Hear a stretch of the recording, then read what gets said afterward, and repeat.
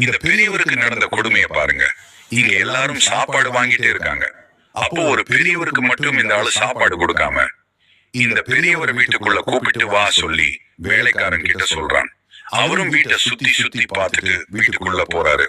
அவர் கொஞ்சம் ஸ்பெஷலா கவனிக்கிறாங்க. அவருக்கு நல்ல சாப்பாடு எல்லாம் கொடுக்கறாங்க. அந்த ஆளு வந்து அந்த பெரியவர் கிட்ட என்ன யாருன்னு தெரியுதா அப்படின்னு கேக்குறான். அந்த பெரியவர் யாருன்னு தெரியல சாமி சொல்றாரு. அதுக்கப்புறம் அந்த ஆளு ஒரு பெட்ஷீட் காமிக்கிறாரு. அதுக்கப்புறம் தாங்க பெரிய ட்விஸ்டே நடக்குது.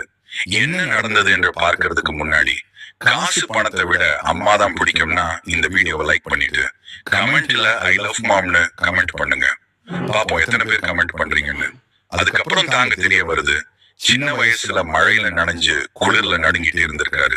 அதை பார்த்து இந்த பெரியவர் அவரோட பெட்ஷீட் கொடுத்து அவருக்கு உதவி இருக்காரு. இந்த மனசு தாங்க கடவுள். இந்த பெரியவரோட மனசு உங்களுக்கு